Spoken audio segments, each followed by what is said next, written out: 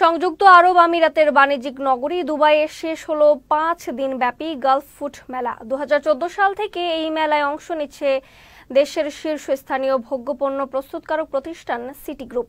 এছাড়াও মেলায় অংশ নেয় বাংলাদেশের বেশ কিছু প্রতিষ্ঠান।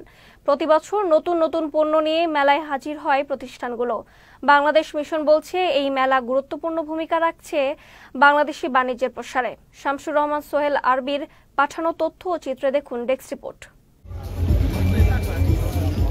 দুবাই ওয়ার্ল্ড ট্রেড সেন্টারে অনুষ্ঠিত গালফ ফুড মেলার 30তম আসরে অংশ নিয়েছে বিশ্বের 130টি দেশের খাদ্যপণ্য উৎপাদন, প্রক্রিয়াজাতকরণ ও বিপণনকারী 5,500-এর বেশি প্রতিষ্ঠান, যেখানে বাংলাদেশি সিটি গ্রুপ সহ অন্যান্য প্রতিষ্ঠান প্রদর্শন করেছে প্রিমিয়াম বিস্কুট, বিশ্বমানের চা সহ বিভিন্ন পণ্য। প্রতিদিনই দেশি বিদেশি বায়ার ও মিশনের কর্মকর্তারা সিটি গ্রুপ সহ অন্যান্য প্রতিষ্ঠানের স্টল পরিদর্শন করেন। 2014 থেকে সিটি গ্রুপ রপ্তানি কার্যক্রম শুরু করে এবং প্রতি বছরই গালফ ফুডে আসার সময় নতুন কিছু পণ্যের সমাহার নিয়ে আসে। বর্তমানে আমরা প্রায় 35টি দেশে আমাদের রপ্তানি কার্যক্রম চালিয়ে যাচ্ছি।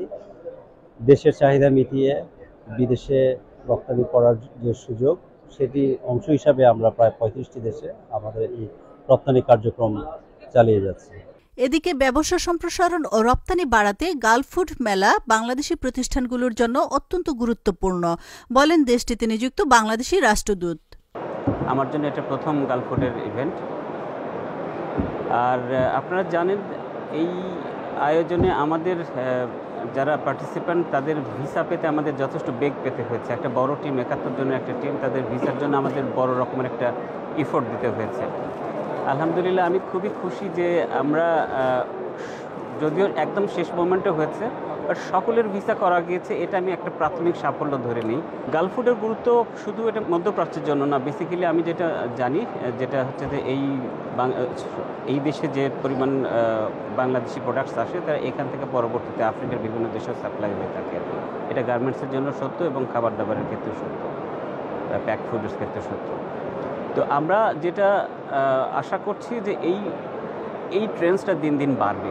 বাণিজ্য মন্ত্রণালয় এবং রপ্তানি উন্নয়ন ব্যুরোর তত্ত্বাবধানে এবছর মেলায় বাংলাদেশের প্রতিনিধিত্ব করে 41টি প্রতিষ্ঠান ও 73 পরিবেশক। ভবিষ্যতে এই মেলায় বাংলাদেশি ব্যবসায়ীদের অংশগ্রহণ আরও বাড়বে, এই প্রত্যাশা সংশ্লিষ্টদের।